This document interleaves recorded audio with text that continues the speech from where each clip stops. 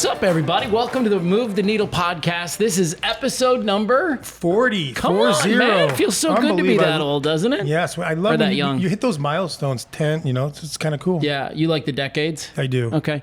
So here's what we got planned for you today. Kate Ringer, Miss Teen Maricopa is going to be on this episode. Ruben Gammage is going to be on this from Team 24. This is an organization that's going to blow you away. But first, we're going to sit down with Theresa Paganini, and we're going to learn all about how to elevate ourselves. As I'm trying to work through that. Love, we heard you. It's going to be awesome. A lot of love. First, we got to pay a little bit of attention and love to some of our favorite people, Savvy Real Estate Group, Keystone Montessori, Tutor Doctor, and of course, Vero, where we're recording this episode right now. So have a look. At Vero Chicago Pizza, Ahwatukee, we focus on quality and a great pizza experience. With over 30 years in the business, we've perfected our craft to bring you the best. Our pizzas are made with top quality ingredients, creating rich flavors that capture the essence of Chicago-style pizza. And our family recipes like the homemade meatballs and Italian beef sandwich add a special touch to our menu. Enjoying a meal at Vero is about more than just food. It's about making memories with friends and family in a welcoming space. Join us at Vero Chicago Pizza, Ahwatukee, and taste the difference for yourself.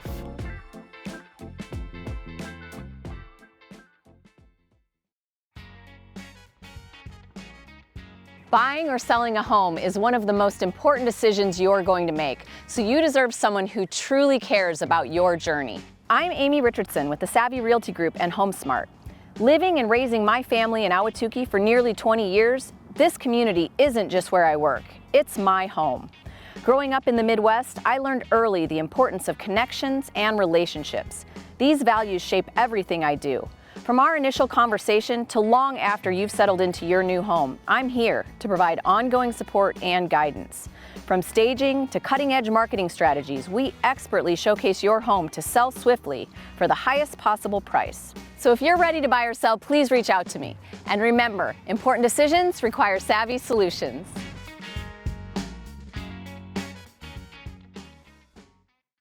Well, welcome to episode number 40 of our Move the Needle podcast from my favorite pizza shop on planet Earth. Absolutely. Vero Pizza. And especially when there's playoff hockey. What a place to come watch playoff hockey. Alex is in the crowd today hanging out with us. It's great to be back here. Theresa Paganini is going to be our first guest. And boy, this is like packed full of energy. You are, this one. You know it. Yeah. Tiny but mighty. Tiny but mighty. Is that like what you've been saying your whole life? Yeah, everybody says that all the time. That's so great. And I got a little sneak peek of her little mighty talk a few weeks back, so I know what to expect. Tell me about it. Well, I was actually at a 100 plus women who care meeting, and it was one that Theresa was presenting, and I said, "Who's that?" I said, "I want her on the podcast." Yeah, right. It's just her energy is infectious. Her message was amazing. So we'll talk a little bit about that. She was representing ACT that day, and I know where she wears a couple different hats, but they're all seem to be in the same arena. That's true. Yeah. All right. Well, gosh, where should we start? I mean, I know you through some friends of ours who are also in ACT. And so let's just start there. It's Move the Needle. We're talking about our community. This is a big deal in our community. What is ACT? All right. So Ahwatukee Children's Theater, now known as AZ ACT. And so it is a theater that started for just children and now incorporates some adults. But it really helps raise children's confidence in themselves when they learn to work as a group, memorize lines, be able to step outside of their own skin to then present themselves and play. It's just a beautiful creative space that's safe for them to explore their creativity, camaraderie, support. It's beautiful, and Melissa does a wonderful job with it. It's so much fun. I don't know if you've ever taken in some of their productions, but all of our friends are in all of the productions. The shout out to the Gellmans and to the Myers and to the Reagans. Like, they're all a part of this thing, and we watched it so many times. What struck me on their website, which this thing that you just said, Theresa, which is we provide the opportunity to fail, and we cheerlead improvement to help our students overcome their fears. Oh, yeah. And in too many situations right now, especially as it relates to youth activities, I don't think we give them enough rope to fail. Oh, I agree. Which is how we learn the best. That's where resiliency, strength, self-confidence, my businesses all exist because we no longer provide safety and failure. And so all of us are struggling from a confidence and worthiness perspective, and we're doing it to our children by expecting this perfectionism and just always like, what else can you do? How far can you go? Versus like, just go have fun. Right. And yeah, forget a line. It's okay. Yeah. Like, you're no fine. big deal. Yeah, the only irreversible thing is death.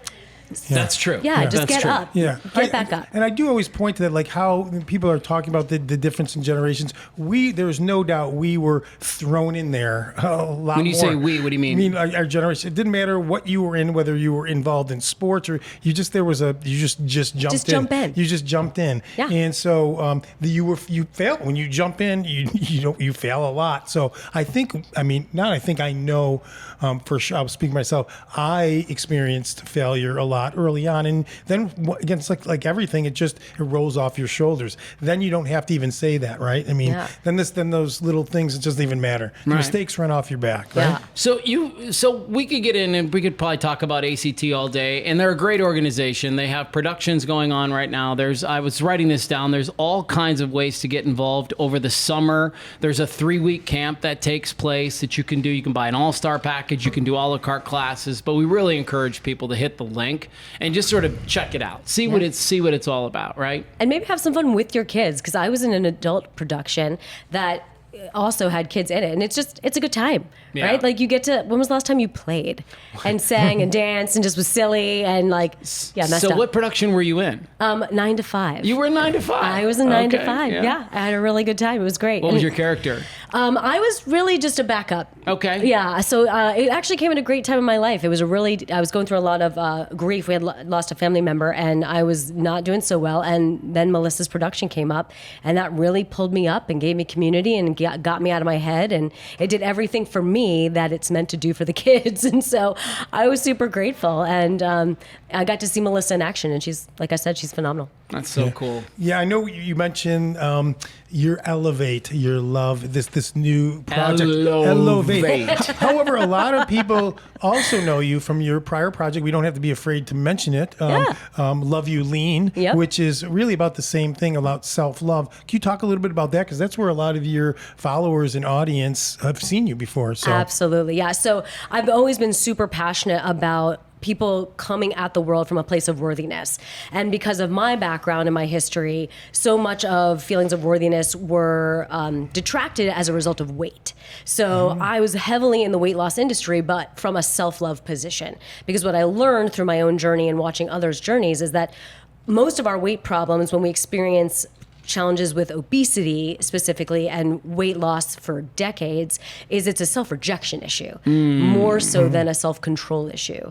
And so that's much deeper. You can learn, ask anybody who's been on a weight loss journey, they could teach you more about nutrition than most dietitians. It's not knowledge and it's not self-control, it's self-rejection. So I started Love Yourself Lean to really get at the root of where the self-rejection comes from, and then how to use food and movement as an expression of self-love versus restriction. And so that has been the last 11 years of my life and my journey is through Love Yourself Lean. And what I recognized is that so many people that I worked with, as I tried to really focus on the self-acceptance and the self-love, they really wanted to focus on the logistics of weight loss. Tell me what to eat, tell me how to move. And they kept losing the meaning of the entire program.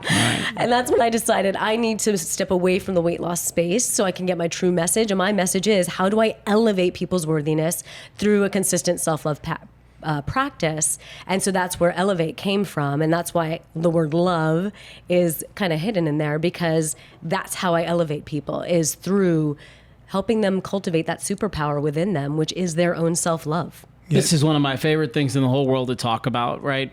So I know the answers to some of these questions, but let's ask them anyways. Why do you think, as you work with people, what are reasons people have stopped loving themselves? Well, I think it is that feeling you can no longer be imperfect. I think there's a spotlight on all of us as a result of social media. And so there's so much comparison out there. And I think the world is so busy now. There's very little time for introspection. There's very little time to get really centered with who you are. So we get really, really lost in the superficial. And so I mean, I can't tell you how many 20-year-olds I see with the big lips and they're already doing stuff to themselves because they're not good enough and they're 20. So when they're 60 or 70, what are they going to do? And it's that not good enough. And it's the comparison. And there's this feeling that I need to be everything. I need to do everything. I can't make a mistake. And so with all of that pressure, we're creating it. We are society sitting here. Right? It's society that's doing it, but we're it. And it takes all of us to sit there and be okay going, I'm sorry. Like, when was the last time you heard a sincere I'm sorry because you actually made a mistake versus just I exist, I'm sorry. Right? So true. Yeah, you're right. Sorry. Yeah. And women especially are so good at saying sorry for about everything they don't need to apologize for. I had to have, you know how when we grew up anyway, there was the cursing jar. Every time you cursed, you threw $1 in the jar. Well, we had to have an I'm sorry jar for my stepdaughter because she couldn't say hello without following it up with I'm sorry. And we were like, okay, inappropriate. You're losing all your authenticity. Right. You're giving away all of your power. And what are you apologizing for? You're a beautiful human, failure and all. So every time you say I'm sorry and it's not correct, it's not accurate, you're throwing money in that jar. Guys, thanks for sharing that. My daughter was one of those, and as a parent, I had stopped. Annalise, if you're listening, you know this, up till even fairly recently, she'll still say, don't apologize. I mean, if there's an accident, I mean, when you're apologizing for even accidents, like if you drop a piece of paper and you're saying sorry, it's like, what would you possibly be apologizing for? Right. There's nothing to be sorry about. It goes further. So somebody must have made, and I'm not pointing fingers at you, but I want to get to the root of what we're talking about here, right? It's like somebody must have made them feel along the way like they had to apologize for everything they did. And it's so where does that come from? Us. Yeah. Gen X grew, I think I'm a Gen Xer. I think Gen Xers grew up great. We had a lot of freedom. We had a lot of freedom to fail. And I watched a documentary once. There were these two little boys that they watched, Gen Xers, and by the time it was dinner time, they were 5 miles from the house. These kids were like 5 and 7. Yeah, right. And then it was like, it's dinner time. And they had all day by themselves, protecting each other, falling down, getting bruised, crying it out, getting up, figuring it out, problem solving, little MacGyvers here and there. And then they went home. And those same two kids, when they grew up to be adults, documentary number 2 was them with their children, and their children weren't allowed to leave the front lawn. Yeah. And it was helicoptering. And the pendulum overswung. And so here we are as parents teaching our kids, like every time a kid falls down, we're immediately like, oh my gosh. No, let them fall. Yeah, we did that with our boys. It was like, let them fall. Yes. Let them figure this thing out. You know what, honestly, Matthew, though, as much as I'd say, like our generation, as much as you say you've done that, it's not the same as what Theresa's explained about really getting. Nobody has let their kids out there because of the internet. We know too much. Let me ask this: if you asked any of your kids, I'll give you $1,000 if you could get to take a bus, get to Phoenix and back in 2 hours, like she's saying, I'll give you $1,000. I don't think any kid would be able to do that. First of all, I don't think know where a bus stop would be. Nope. How do you know where a schedule is? How do you get to Phoenix and back? I mean, I just don't think they could do it. That would be like something like you're explling. Like I don't know, for $1,000, my boys might try to problem solve some shit.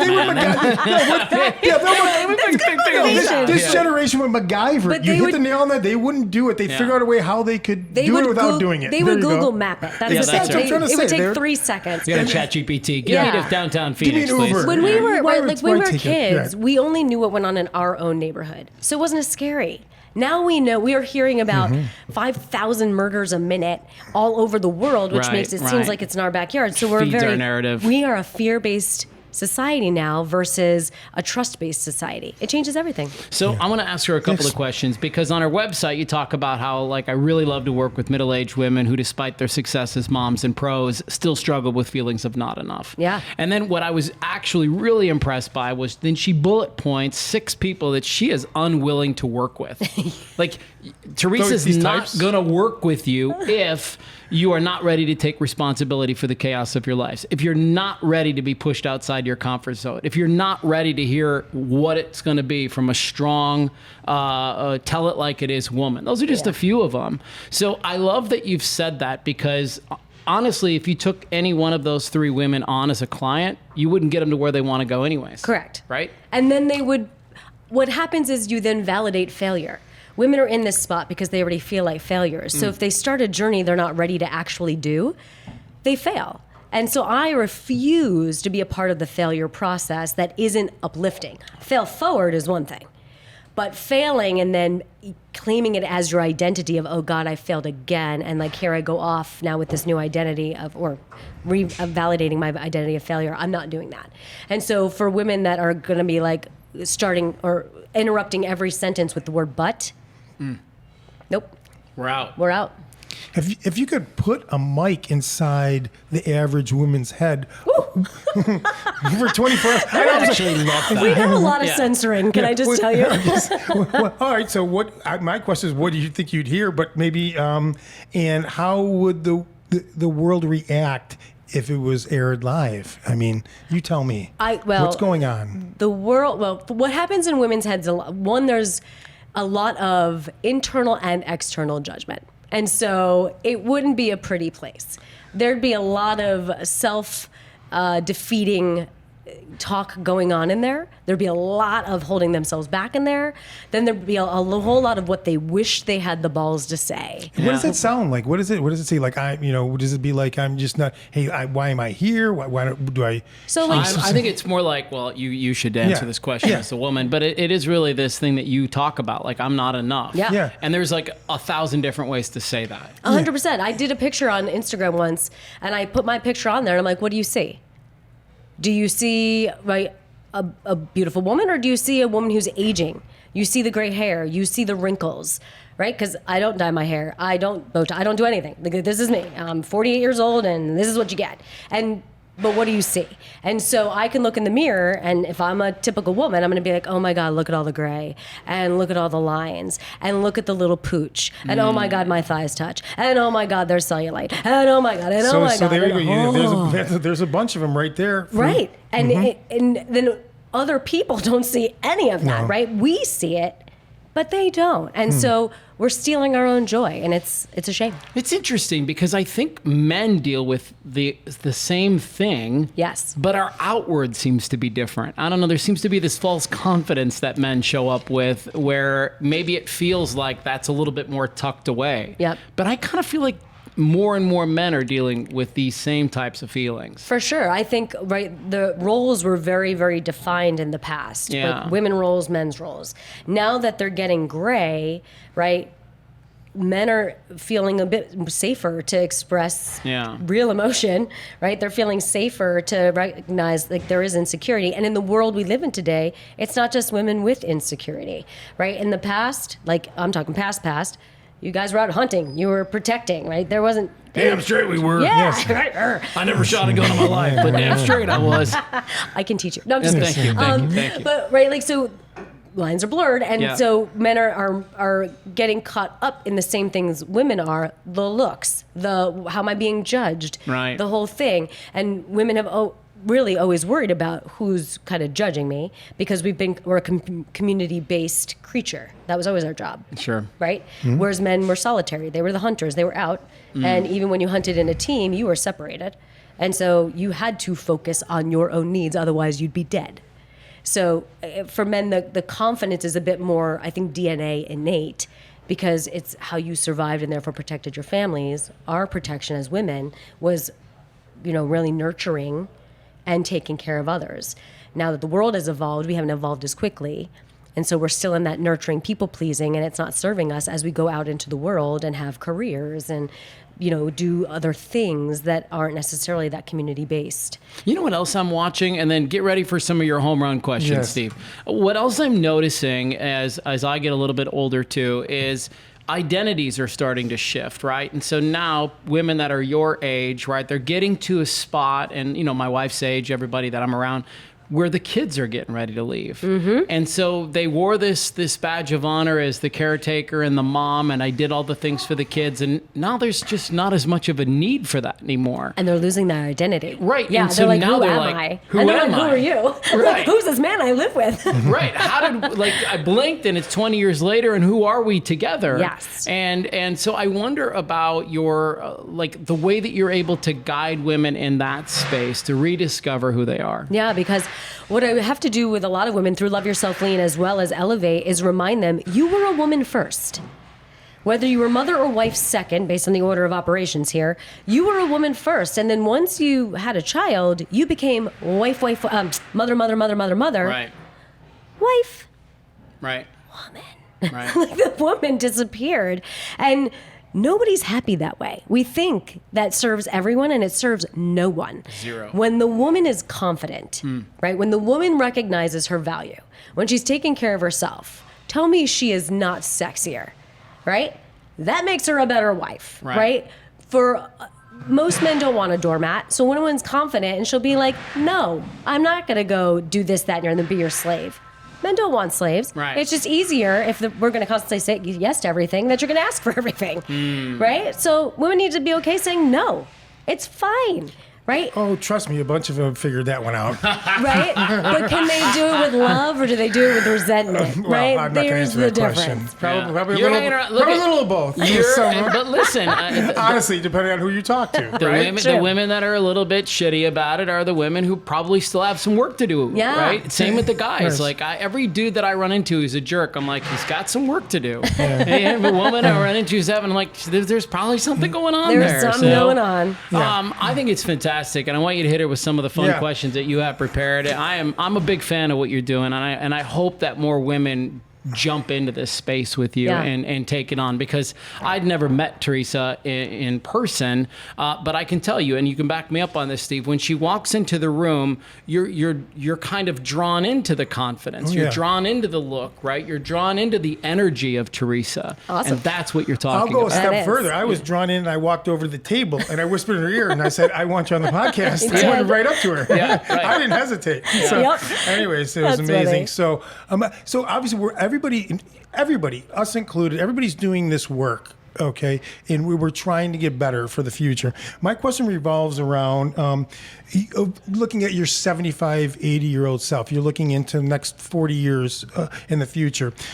You're writing a thank you letter to the woman you are today. Yeah. Okay, what would she say, and what would she laugh at for you taking yourself too seriously?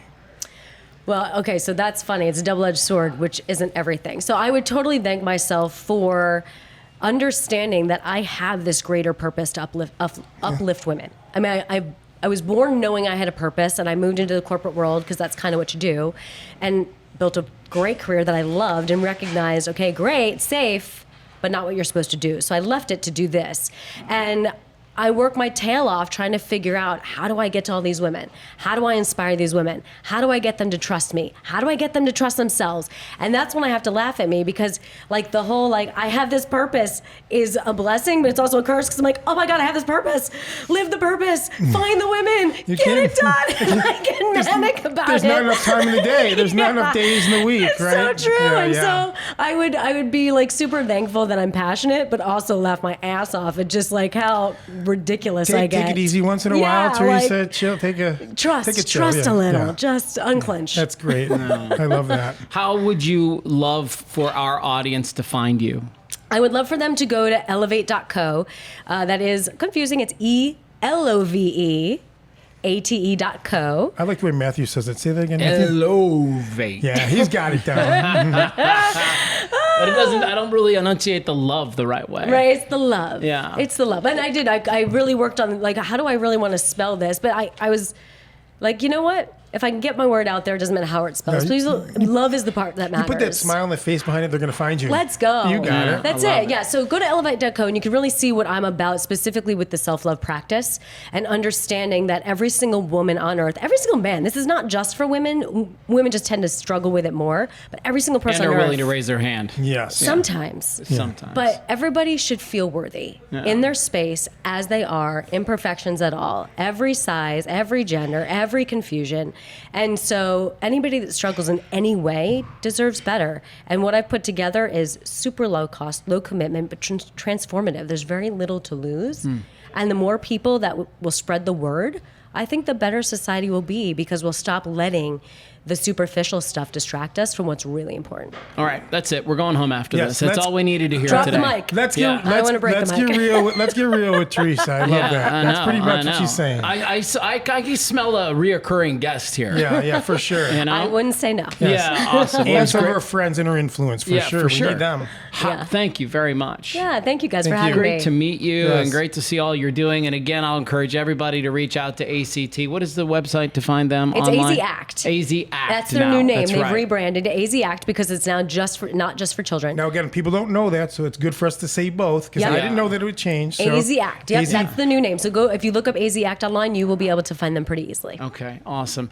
We're going to take a quick break. When we come back from Vero Pizza, we're going to be sitting down with Ruben Gammage from Yeah. Team 24 and Kate Ringer, Miss Teen Maricopa. We'll see you in a minute. Hi, I'm Kim Selchin, owner of Tutor Doctor of Ahwatukee, Chandler, and Gilbert. We understand every student is unique, which is why we meet them where they feel most at ease, whether online, at home, or in a public space.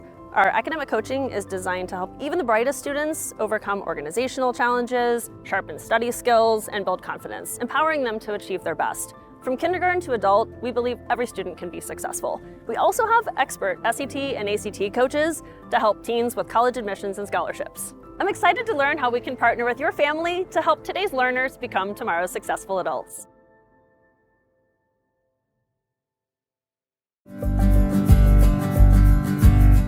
Hello, I'm Laura Hertzler, head of school here at Keystone Montessori, nestled in the Ahwatukee foothills. We are celebrating over 25 years of serving the community with authentic Montessori education. Our community at Keystone is home to 12 classrooms serving children from 15 months to 15 years old. We take great pride in each of our Montessori environments that support our students at each stage of their development. Please call us today for more information. We would be happy to welcome you to the Keystone family.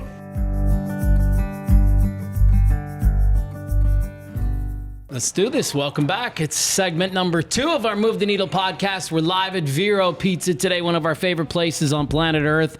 And before we jump into our next guest, whose name I butchered, Ruben I just want to say Gammage. thanks Yes. again to Amy Richardson Amazing. from the Savvy Realty Group, Heather over at Keystone Montessori, the Tutor Doctor, and of course Alex right here at Vero Pizzeria for being a great partner for us on this project. So, Ruben Gammage. I don't know why I was calling you Grammager. I'm so sorry about that. Nah, that's all right. So, but Ruben comes to us from 24 Apparel and Team 24. Help me understand what that's all about. I'm going to put this a little closer to you, but help me understand what that's all about. Yeah, Team 24, man, is a movement we started about 12, 13 years ago. Really? Yeah, and we started a nonprofit, and the nonprofit is basically aiming at young adults, trying to figure out how we can help them.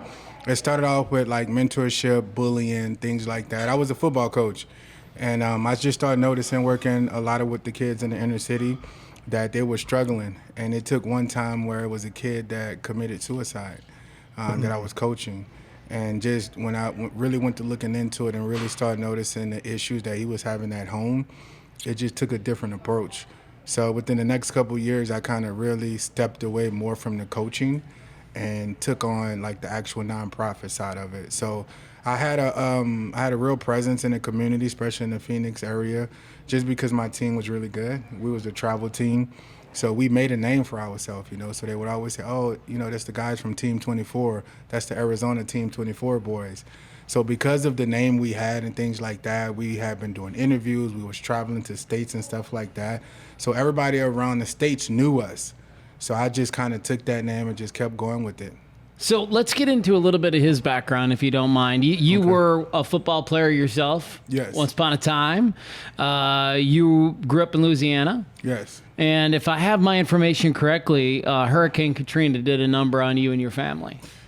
Yes. Yeah. Yes. We was in there in the thick of it. You guys probably seen me on some of the the footage. I was one of the ones on the roof waving the flag for assistance. So, you know, we was rescued by the National Guards and, you know, relocated to a few different states and then ended up in Arizona.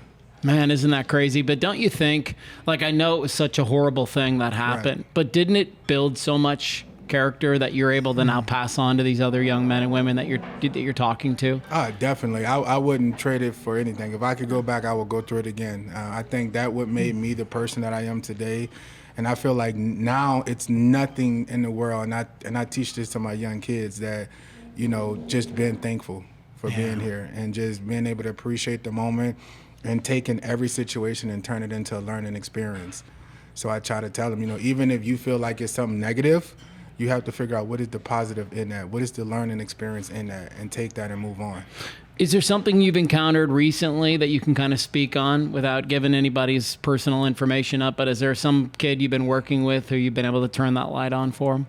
Yeah, man, it was one kid, man. He just, he was one of the top kids, athletes, football players here in Arizona. And, he just knew from youth all the way up to high school that he was always just the best kid. And everybody just knew he had so much pressure where his family would always think like, hey, he's our ticket out. He's going to be our next Travis Hunter. He's going to be our next Shedeur Sanders. And it was a lot of pressure for him. And then, once he was leaving high school, he didn't get the recruits, the scholarships and stuff that he thought he was going to have. And he kind of went into a depression. Oh, devastating. Yeah, he was in a severe depression. He didn't want to do anything. He didn't want to work. He just kind of gave up on life. And I just kind of went to telling him, how to just use his platform to be able to show people different. And I was able to convince him to wind up going to a junior college to kind of further his career and try to take a different path. So he wound up going to Scottsdale Community College to play. And then when he went to Scottsdale Community College, he found another niche. So he wound up walking away from football and he wound up getting into another field. He got into business. And then now at this point, he's doing very, very well for himself. He's 24. He brought him a condo out in Scottsdale. Nice. At this point, he brought a car, and now he's actually taking care of his mom. Dude, see, that's it, right? And this is what more people, I think, need to kind of latch onto, and it's what our last guest was talking about, too. It's that sometimes you're so wrapped up in your identity about who you are and what you're about and what you're supposed to be that you just miss things. You just miss opportunities that sometimes are right in front of your face. Yeah. Yes. I mean, here's this kid who, again, going back to your situation, right? The worst thing that ever happened to him was no college football teams paid attention. Right. But if they had paid attention, who knows where he would have gone? Now look at him, right? He's more successful than he was probably going to be anyways. So good for him. Like, it all worked out for him. Yes. And it's getting these kids to recognize that that's tough. And we all know in this climate too. I mean, I'll just add that all these kids, because of the new contracts that are coming in, the marketing contracts. Right. There's a push for all sorts of kids that have no business being pushed in that direction for sports. A lot of kids are putting all their chips in that basket, and it's wrong. We used to grow up not thinking we're not going to make it. You have to have school to back you up. They got to go back to that. It should be just go for your dreams, shoot for the dreams, be the Heisman Trophy winner, but get the education with it, because again, what you just pointed out, you're going to find something else, another niche you're gonna find you might love, and there you go. It's beautiful. Yeah, and it's something that I think is really important, right? Because even now, we're trying to work with different kids, with the NIL deals and certain things like that, where we have families reaching out to us with kids at 8-9 years old. What? 8 and 9 years old. That's what I'm talking about, man. This is going to start. Oh, yeah. They're trying to get deals. Like, they're shopping their kids off, like, right now. They're putting so much pressure on these kids to be successful. And it's like, they're trying to live their dream through these kids. And the pressure that's on these kids right now is unbearable. It's always gone on, but now that they've injected money, which you just pointed out, Ruben, now it's a different dimension. Now they figure, hey, from birth, hey, maybe that's the career I want my child to go in. And it's tremendous pressure, because we've talked about this percentage, man. Share, Ruben, that percentage of how many people actually make it. 0.016. That's how make it. That's how many Division I college so athletes make it to 99% you're not going to make it. Yeah. Everybody. So there you go. It's a small number. So how do you help these kids through that, right? I know you have a 6-month program that empowers them through football. So help Steve and I understand what that 6 month is like. What's that first visit like with those families and those kids? Right. So what we do is a lot of time we reach out to other organizations, other people, right? And so, I went to South Mountain Community College. I went to Scottsdale and things like that. So we develop relationships with other business owners, other professions. So like, for instance, I have a close friend of mine. He's a accountant professor. I have another friend. He owns a business and for this credit repairs and certain things like that. So we started putting on classes, free clinics for like those life kids. skills. Yes, like life skills, financial literacy. And what we do is we create these classes and we shop them to the kids and we let the kids know like, hey, come do this, come see this. And we also starting to push trade schools now. Yes, it's a big push. Yes, because we tell a lot of people now that college is not for everyone, right?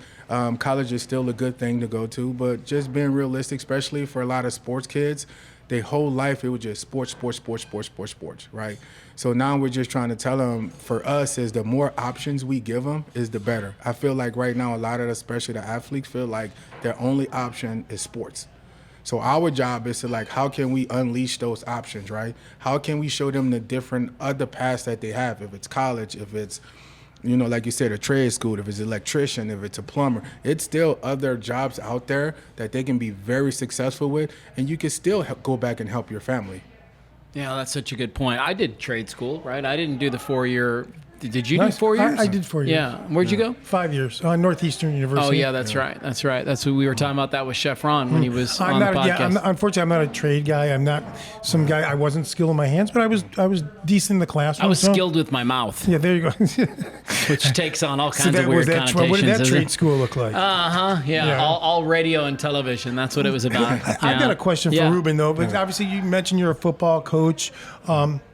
In the game of life, using kind of that metaphor for football, what's the one play that never fails to change the outcome for a kid on the edge?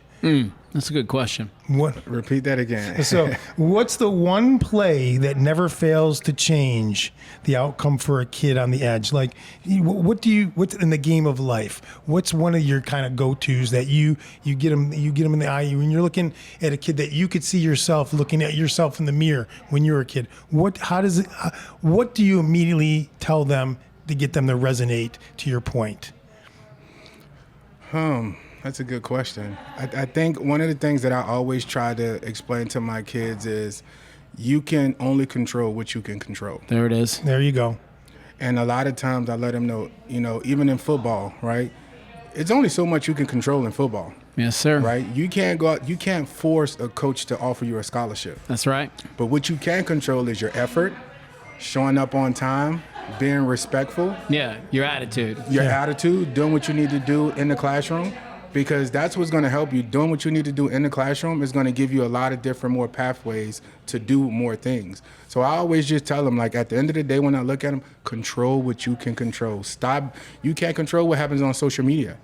So don't get mad. Yeah. Control what you can control. I love that, Ruben. And that, by the way, that message is a timeless message. That's one of my main messages my dad taught me as a kid. He taught me two things.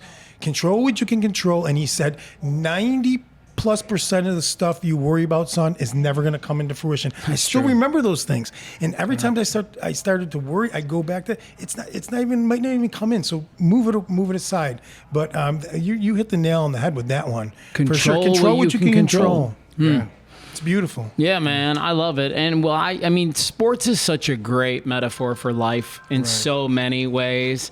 But the thing about it, the blurry line for me with regard to sport and life is like, life isn't as much of a competition as sports is, right? Like, I don't need to be better than Steve, be better than Max, be better than Ruben. I don't need to be better than you guys. Right.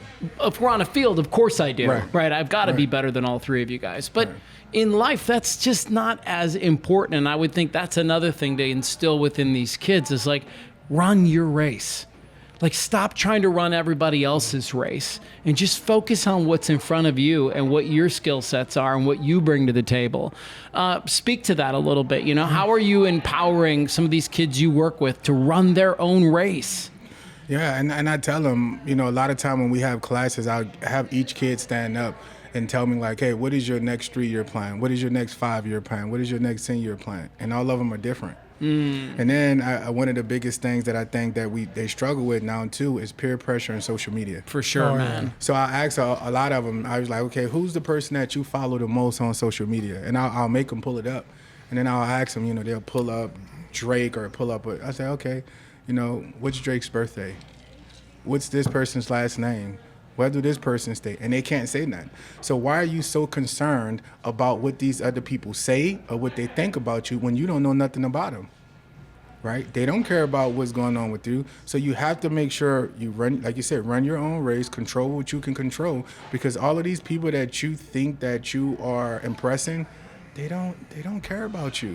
They don't. You have to worry about the people that are around you, which is, your loved ones, your mom, your dad, your siblings, right? But you have to be able to run your own race, because at the end of the day, a lot of times when you look at it, if you look back at kids that you was in middle school with and high school with, are you still friends with a lot of them? Almost none of them. Barely. Right? See what I'm saying? Yeah. So I tell them all the time, stop trying to impress everybody that's around you and really focus on what it is you want to do and the people that are around you. So I try to give them a lot of visuals, a lot of life lessons, a lot of examples.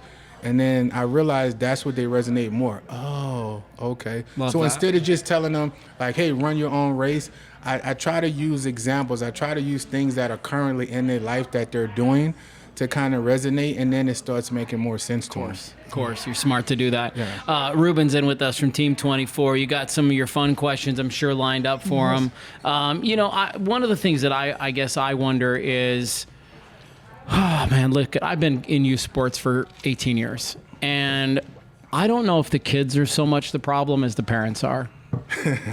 Yeah, talk to us about that. You know what I mean? And so it's like, yes, you want to get in front of these kids and you want to make an impact. And I'll actually go as far as to say, because I've seen it for my own self, you'll actually make an impact with some of these kids, but then their parents get in the way. So how much of your program involves talking to the parents too? Any of it? It's, to be honest with you, it's probably more than actually talking to the kids, right? Because this is what I realized early when we first started doing it.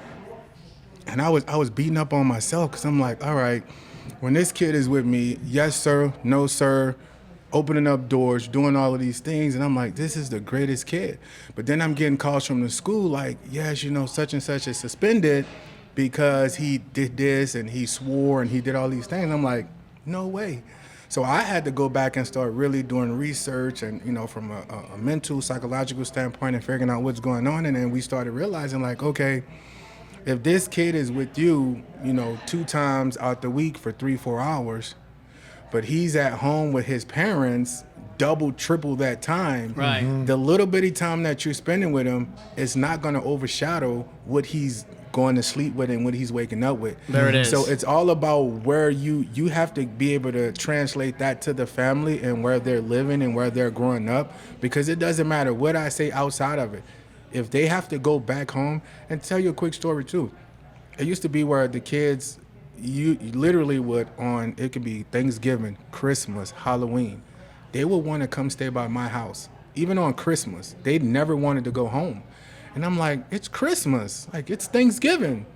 But I started realizing that the homes are so toxic. They're so toxic. And as a kid, you're 12, 11, 13 years old, you can't go to mom and dad and say, well, mom, like, I don't like you're doing this, or I don't like, what's going on. What can you do when you're 12, 13? Yeah, you don't have many options. That's what, when I'm hearing you talk, Ruben, I have to say, obviously these kids are so lucky for you to be in their lives and talking the way they do, but 100%. so many slip through the cracks. And that's kind of what said that they don't have mentors like you, Ruben. They don't have enough Rubens in the world. There's not enough Rubens right? in the world. I'm just being honest. Like if you don't have that person, if you don't have that voice talking to you, boy, the trouble, and that you can get in, and we've talked about this in other podcasts, peer pressure is all what it's about. We've had guests on that grew up in Compton. In his house, his grandmother, he said they grew up, Dr. Moreland said they grew up in a strict household, but as soon as you go out those doors, you're running with the fellas, right? And then it's a different game. And if you don't really have that mentorship, people steering you straight, like, hey, listen, where's that guy going to be in a few years? You know where he's going to be? Look at his dad. Well, his dad's not there. His dad's in jail. You want to be that way? No. And then really it is. It's so you need that mentorship. He calls it a disruptor. A lot of these kids need that disruptor in that life to step in. And it's all you're doing an amazing job. That's why it's more of a comment. Like they're so lucky to have you in their lives, and it's amazing. I want to say one other thing really quick too, and I think it's not just me. I think everybody. I think we all, as humans, need to really take the deep look into what mentorship is and taking the time out. This is one thing that really had me questioning myself if I was really a mentor. I had a kid of mine, he called me one night and was like, Coach, like I'm really going through it, like I need you. I was like, buddy, like I'm busy right now. He's like, Coach, like I'm gonna do something. Like I'm like, all right, well, just give me some time, I'm gonna call you back. So I was like, okay. By 2 or 3 o'clock that night, I get a call from his dad crying. The kid had just been arrested. He went downtown, got into it with someone, and shot and killed the man by ASU. That night. And I had to really start going see a counselor myself personally, because it hit me hard. And it was like, this kid reached out and told me, ask Coach, I need to talk to you. Like I'm going to do something. And I couldn't take 5 minutes out of my day to go back and address that. And then for me, in a couple of days, I have to sit and watch the news and watch my kid on the news. And wow. So right now, he's doing 35 years. And devastating. He was 17 years old? Yeah. 17 years old. Now he's doing 35 years. Well, I know you know this, but you can't save everybody. Yes. Right? And it's not your job to save everybody. Right. But from these moments, incredible organizations are born. Yes. And people double down on purpose. And that's what you're doing, right? And so that the best way to sort of honor that kid is to keep doing this work to make sure that that is an exception and not a rule, correct? Right. Yeah, I love it. Yeah. All right, final question from you. One of my big questions for our audience and for others listening here is, what's one moment in your life you think God whispered, "This is why I kept you here"? And how do you carry that with every moment? Oof. One more time. Okay. God whispers in your ear, okay, why did he keep you here? What's the reason why he kept you here? What's your purpose? He's whispered in your ear. And how do you carry that moment with you every day? Man, I think I'm in a sense, I'm still searching for that. I think I look at myself all the time after Hurricane Katrina and was like, why? Like, why was it me to go through this? Why was it me to be able to do it? And as I continue to, for me, serve the purpose of, if it's the youth, and before that happened, I didn't have kids, and now I have kids. So it's just right now, I feel like I have so much to give and provide and changing generational curses within my family, that I'm just so blessed. I'm so happy. And just every day I wake up, I'm realizing, okay, is this why? Is this why? I'm just blessed all around, man. And it's just so many different things that I can try to pinpoint and say, this is what he whispered to me. But I'm just trying to enjoy life at this point. There it is. I love that. All right, man. Yes. Well, what's the best way for people to get in touch with Team 24? What's the front door look like for you guys? They can reach out to us on Instagram, Team 24 Community on Instagram, or they can visit us on our website, which is www.team-24.org. Team-24.org. Love it. Yes. Great to meet you, man. Yeah. Great job out there, Ruben. Thank you for having me on. Yeah. Keep on doing the work. Yeah, that's it. That. All right, when we take a quick break here, we're going to come on back. We're going to sit down with Kate Ringer. She's Miss Teen Maricopa. We'll see what's on her mind next. Hang tight. Hey, what's up? I'm Matthew Blades. I'm Steve Petz, and we are... And together we host... Hey, what's up? I'm Matthew Blades. I'm Steve Petz, and together we host the YouTube and podcast series Move the Needle. And we are looking for all kinds of cool guests to appear on this YouTube and podcast series. So if you're out there, hi, sure. Hey, what's up? I'm Matthew Blades. I'm Steve Petz, and together we host the podcast series. Hi, my name is Matthew Blades. I'm Steve Petz, and together we host the podcast and YouTube. Do you not know what you do? Hi there, my name is Matthew Blades. And I'm Steve Petz. And together, we host the YouTube and podcast series, Move the Needle. That's right. So if you're somebody out there who would love to be on our podcast, and you too are moving the needle, we'd love to meet you. Who are we looking for? People of positive impact in the community. Teachers, coaches, business speakers, business people, nonprofit leaders, professional athletes. Anything and everything. If it speaks to you and you'd love to be a guest on this YouTube and podcast series, hit that link below and we'd love to meet you. How about executive directors at charities? Okay, let's go. Those two?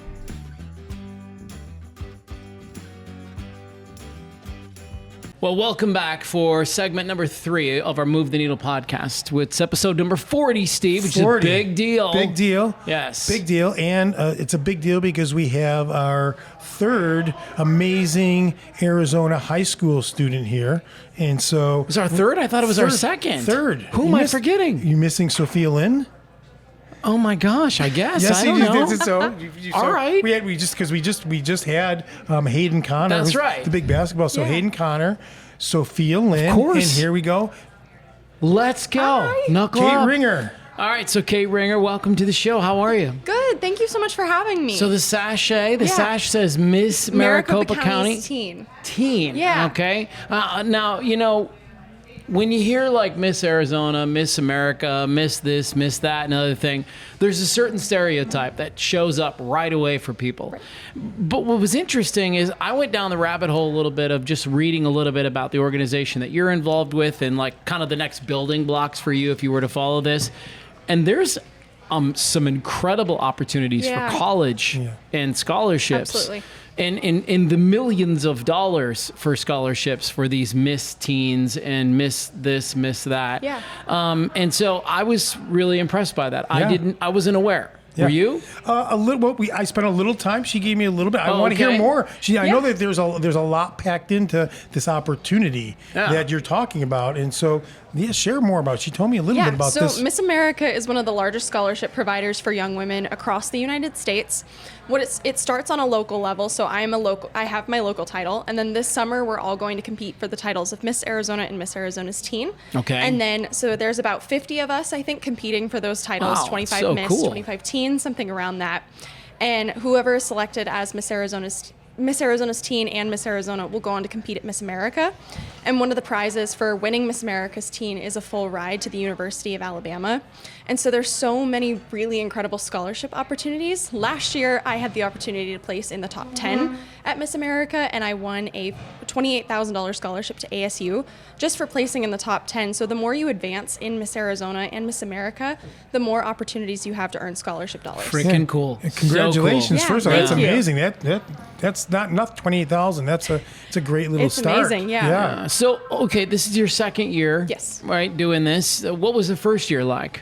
It was amazing. So I started in our Miss America's Little Sisters program, which is a non-competitive mentorship program for little girls from the ages of 6 to 12. Okay. And so that's just like a buddy system where they get to hang out with the title holder during their year of service. So I was Miss Scottsdale's princess back in 2015, I think. And it was just so cool getting to be surrounded by such strong and intelligent women who they were competing with each other, but at the same time just wanted to see each other succeed. And so I knew from that moment that I wanted to come back and be a title holder. So going from being Miss Scottsdale's little sister to last year I was Miss Scottsdale's teen was a really incredible full circle moment, because then I was able to step into the shoes of the mentor and make that impact on little girls across Arizona. Yeah. What do you think that impact is? It's just the impact of the sisterhood. The sisterhood is one of the biggest focuses of Miss America. And it fosters relationships where you have the opportunity to just be there for each other. And so being surrounded by such strong and positive young women from such a young age inspired me to become the best person that I can be. And that's really the foundation of Miss America, is other women uplifting other women to become the best person that they can be. How about it? She's 17 years old. She goes to Xavier, and you're a dancer, you're a theater kid from what I read on your Instagram feed. So which came first, the dancing or the theater? They were kind of simultaneous. Were they? Yeah, so I've grown up in theater and the performing arts space, and then recently this past couple years getting into high school, I started becoming a competitive archer as well. Ooh. So they all keep me Stop busy. it. But That's crazy cool. they're so fun. That's You going to shoot be a your little competitive. brothers? Yeah, that's going to be a competitive edge. I don't think there's probably not many. If you could probably be the best archer of the group, right? I'm not actually going to take archery to state for my talent. I'm going to be singing instead. But I just found out that one of the other Miss Arizona girls is also a competitive archer. So that was a really cool bonding thing experience. for us to connect Yeah, over, because I she love posted that. something and was like, "I'm an archer." I was like, "No way, me too." How did you even get into archery? I love the Brave movie and Merida, and I've always loved that since it came out. And then as I got older, reading the Hunger Games books, those are one of my favorite book series. There's lots of bows and arrows. Yes, for sure. So those are kind of two of the things that once I saw that my high school had that opportunity, I was like, I have to try that. Okay. Yeah. All right. So what are you going to do? You know what you're going to sing, or have you not selected that yet? I don't know that I can say yet. Okay. I know what I've selected. It's a very fun, upbeat, jazzy piece. Okay. But I'm keeping it a surprise for the state competition. Yeah, you should. Okay, Yeah, yes. keep it under Yeah. wraps. Yeah. Okay. So cool. So like, tell me a little bit about your normal high school life. Like, do you have a normal high school life? Do you think? As normal as can be. It keeps Yeah. all my activities keep me pretty busy. I'm sure. But I'm just a regular high school student. I love English. I love history, and extracurricular wise, I'm in theater and then archery and Miss America, constantly volunteering as much as I can on the weekends. Wow. How much of your life is the volunteering piece? How much are you out into the community? Pretty much almost every weekend I try to do an event or two. It keeps me really busy, but also with my community service initiative, I spend a lot of time in our Arizona animal shelters. And I've spent almost 40 hours just this year alone in our Arizona animal shelters. And my goal as Miss Arizona's teen is to continue to double that number. And so I think one of my favorite things is the opportunity that it's given me to really get into our Arizona animal shelter communities and start figuring out creative ways to market them in their shelters across Arizona. So she's involved with a few of the folks that we've had on the yeah. podcast Yeah. in the past. Yeah. Yes. Who are you working with right now? Primarily with Lost Our Home Pet Rescue. Lost Our Home. They were on just a few weeks ago. We've adopted 2 from Lost Our Home. So that's amazing. So my dog currently is from Lost Our Home. That's We've amazing. had Friends for Life. We have coming on the Maricopa County shelter is actually coming on here very in a cool. few weeks as well. So yeah, we've had quite a few. Barry was just on with PAC 911, which offers medical assistance. Yeah. So we've learned a lot for sure in the last few months about how many people are involved in the amazing things they're doing for animals. So you're going to have a lot of great people to work with and a lot of work to do for sure. Yeah.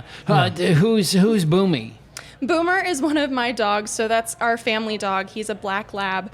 And we rescued him about 6 or 7 years ago. And then I have 2 other pets. I have Ellie and Frankie as well. And Frankie's actually what started my whole community service initiative, because I adopted him from Lost Our Home about 2 years ago at a kitten community shower. It was a kitten baby shower event. And I wasn't looking to adopt that day, but it was just this wonderful surprise that I found Frankie. And that's when I really noticed that I had this unique opportunity to use my voice and the platform I've been given to continue to give back to the Arizona animal shelter community. So cool. I love that. So you have 3 little fur babies I do. now that you take, Yes. or that the family takes yes, care of. we do. And brothers and sisters too, or Yes, just brothers? I have 2 younger brothers. 2 younger brothers. Yeah. And so the whole family's here at Vero. They're going to have some pizza tonight. Delicious Enjoy pizza. it. Best pizza. Yeah. So, my question, I have a question about your messaging to other teens. If you had to take the tiara off and the sash off, what would you tell the teens of America, really about what it takes to get to where you want to go, the resilience? I think it's finding your inner sparkle. And that's something that I've thought about and loved the saying of finding your inner sparkle since I was little. And it's finding that your talents, your gifts, and what you can bring, and finding unique ways to use those and market those to the world. So for me, that was finding my spark through Miss America and using this platform. But for someone else, it may be speech and debate, it may be theater. It's just finding that creative outlet, finding what you love to do and what brings you joy, and bringing that out into the world and bringing your sparkle to whatever it is you want to do. That's a great answer. Yeah, it is a good answer. And so let me just double down on that. Because it's one thing to go inside and how, and if you were coaching another teen, how would you get, what sort of prompts would you be asking them to help them find that sparkle? I think it's figuring out what makes you you. It's asking yourself the questions of what makes me happy, what fulfills me, what helps me what's something that I enjoy doing on the day-to-day basis, and how can I use that to make an impact in the community? So giving them those questions to think about are really the fundamentals of figuring out what it is you want to do, what it is you love doing, and how you can make an impact. Okay. Yeah. So how do you think that you'll be able to make an impact? Like, I mean, you must have some goals that you're thinking about. What's this impact that you want to make on the world? So speaking indirectly of terms of Miss America and my FurEver Friends initiative, when you're Miss America's teen, you get to bring your service initiative to a national level. So as Miss America's teen, it gives me a really unique opportunity to continue to promote shelters outside of Arizona, going across the whole nation. And so my plan as Miss Arizona and as Miss America's teen is to start building those volunteer hours, not only working in the shelters, but also bringing animals to community events, creating community events of my own, and finding new and creative ways to present these animal shelters, and not only helping the big shelters, but also the small ones as well.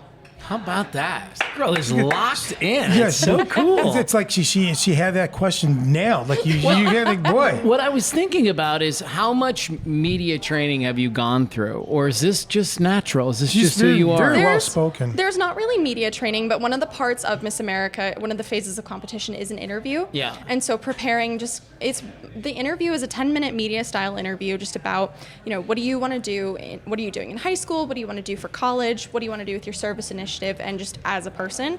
And so that's just caused me to think more on these questions, but there's not any really official media training. Yeah. Yeah. Well, then it comes natural. And it's actually, it just hit me. I mean, some of this theater stuff. Yeah. Right? Like being on a stage, sure. projecting, being Absolutely. comfortable in your skin and She's with your ready. voice. She's ready for the moment. That's Yeah. what she's pretty much saying. She's ready for this. I think so. I mean, it comes across like that's the case. But Good. speaking about like these pageants, I know everybody's polished and prim. I want for the audience maybe something fun. Can you share something in one of the scenes that was behind the scenes unpolished? Ooh, a little oops moment? A little oops moment that taught you the confidence that you rallied and kind of the show must go on situation. Yeah. The biggest thing that I can think of is I competed in a boot last year. In a who? A boot. A boot? Like a walking cast. So that's not something that you typically Oh, see. you were wearing the boot. Yes, I was. I thought the boot was the thing that was happening. I was No, like, it was like a walking cast. Got it. And so that's not something that you typically see from a Miss America competitor. And so that was something that it took me 2 years to gain that courage to be like, you know what, I'm going to do this. So I started competing, and I knew that, competing in a boot isn't the typical thing that you would see or you would expect from a pageant competitor. But it was this unique opportunity to be able to break barriers and bring my disability that I had and the chronic illness that I have into the pageant space, where that's not something that you normally see, and creating a space to talk about it and share why I would be competing in a boot. And even though I'm no longer in a boot, that's still a message I want to bring, is that Miss America is for everyone, and that there's such an inclusivity aspect that we don't always talk about. But this organization can be for everyone and is a launching pad for everyone. So what was going on, if we can ask, that you were so having to wear a boot? I have a chronic pain condition called complex regional pain syndrome, which is a nerve hyperactivity disorder. And what that meant was that I'm in 10 out of 10 pain in my left ankle. So that was at a time where I was wearing a boot. I'm no longer wearing a boot, but I still have that condition. So that was just an interesting opportunity for me to be able to share in that space, as it only shows up in 7% of the population. Wow. So it's not something that the world generally knows about, or the medical field knows a ton about yet. So it was an opportunity to be able to talk about and share my story to impact others and show them that their illness and their injury will never define them. They define it, and they still define their story despite whatever they're struggling with. Isn't that rad? Yes. I mean, impressive. I wasn't expecting that type of situation that she's actually got.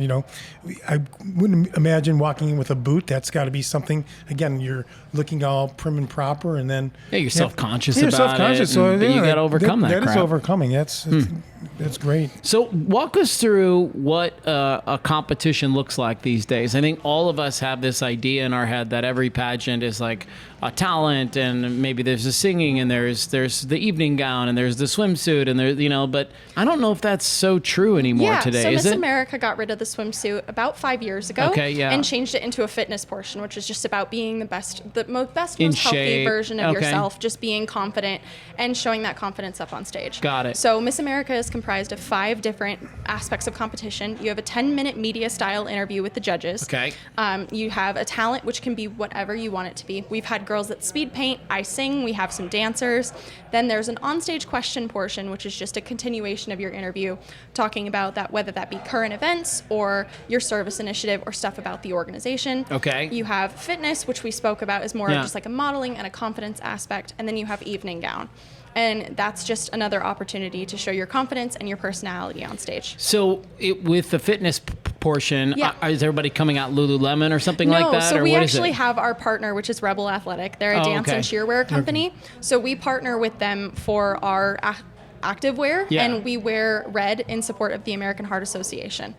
I want you to ask Steve one of the questions that you've gotten on the stage before. Yeah. So- Like you're in the Miss America Okay, pageant yeah. See if I right can now. answer that, okay. What would you want to ask him? Yeah, so one of the ones that I think was the most interesting, I didn't get it on stage, but I did get it in my private interview this last year, was if you could put any sticker on a piece of paper, what would that sticker be and what would it say about you? Which was kind of a more obscure one, but also it was, one of the other ones was how do you define success? So I'll give you those 2 options. Wow. What, you got us on the spot? Any I say I sticker. lose. Any Sorry. sticker. Yeah, any sticker. What are you putting Because on? it's funny because I'm not, I do respect it. I love driving around. I love bumper sticker people in the cars, but I've never been one. So It's not about the sticker. I know, but I'm What's saying, but I've on never the been. But I'm sticker? saying those people like saying. So I've never. What would be my saying? I mean, boy, oh boy. I put it on the spot. I would probably lose. And that's kind of what it's about too, is sometimes they'll throw you more obscure ones. Yeah, I just know. to- Like peace and love. I'm a peacenik at heart. I don't. Yeah. So I don't know. That's what it'd be like. A little peace sign. Peace, love. One of those. I mean, that's not really unique, but. But hey, it works. It Okay, works. that's what I would say. So I lose. Sorry. Go and give him another one. This is fun. How do you define success, and how would you show other people? I define success I think you as cut off the judge a little soon. Okay. Just putting that out there. We're gonna have to dock you a couple of points. So for the audience out there, and I really feel like this because I feel like so many more people are successful in life than they believe they are. Success is waking up in the morning and having a goal, and you're working for it. That's it. It doesn't matter what you're doing. It doesn't matter what you want to be. But if you get up, if you want to paint, you want to sing, you want to work towards a podcast, you have a goal. That's to me the definition of success. I think people would back me up on that as well. Being able to wake up every day and have something to look forward Yes, to. yes, something you're working towards. You're working towards a goal. That would be success. It's not actually getting there. It's the part of working. So. That's amazing. Like a That's better great answer than my first one. That's a great Thank you. answer. How did you answer the question about what defines success? So for me, I always say success is setting your goals, like you kind of talked about, and working towards those goals. And when you have completed those goals, being able to look back on your journey and know that you were kind to yourself, you were kind to others, and you took real, authentic steps to get there, and you were authentically you. So just finding your success and your goals, the success through your goals, but also knowing that you were a good human and good to others on the way. Even better answer. Yeah, I mean, well, all She good. sugarcoated it a little better. Yeah. Yeah, well, yeah, no, she's the Made it sound professional better, here, yeah. Steve. She the, wins. At 17, she's the professional. she Yeah, wins. that's what's so cool. And she's got the tiara on, so What she officially did the next 365 days look like for you? So right now I'm preparing for the Miss Arizona and Miss Arizona's teen competition, which takes place the last weekend in last weekend in June. My Okay. bad. Yeah, wow, right around the corner. Yes, right around the corner. So right now that just is looking like preparing my paperwork, getting my talent ready, and just becoming the most confident version of myself to get ready to hit that stage in June. And that is my main thing that I'm working towards right now. Obviously finishing my finals, finishing up my junior year strong, getting ready for my senior year, thinking about colleges, but just really preparing and hitting the ground running to start preparing for Miss Arizona. And I'm so excited to be able to take that stage and see all my Miss Arizona sisters again. I bet I have one last question, but anything from you before? No, it's good. Sounds like fun. So I want to know, you walked in here with your mom and your two little brothers.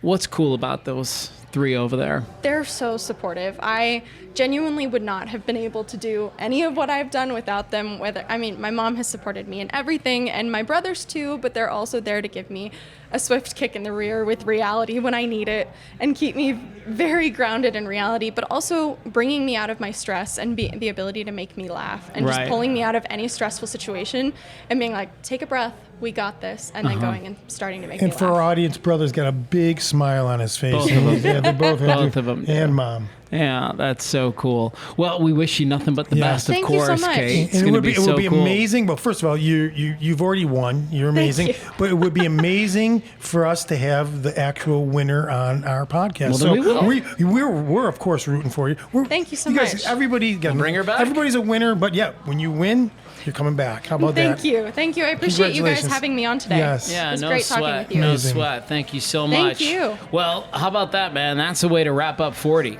Yes, and it was a really a diverse show, like many of ours, and again, interjecting these high school overachievers I think is a new dimension to our show. I think it's amazing. It's a lot of fun for me to do. I want to say thanks to Theresa Paganini from ACT, and then of course, you mentioned Love You Lean, but she's also involved in her newest project right now, which is Elove. I love how you say that. And then of course, Ruben Gammage from 24. Gammage. Yeah, Gammage. Gammage. I think it's Gammage. Gammage. Ruben Gammage. Really? Yes. You That's gotta go- Gammage, Max. Look at Max. Is Max. it? Gammage. Well, then we got to go back and look at what's on It's the okay. what's on It's the print, Gammage. man. It's okay. And then finally, Kate Ringer, of course. You just added an R in there. I did. Trust me. I don't know why I want to do that, It's but there. it's I've got Gammage on my print. It's from the same sheet. So I am just a terrible reader. But it was a great show. Yeah, it was a good show. Thanks again to Alex from Vero Pizza. We'll see everybody on episode 41 next time. Bye.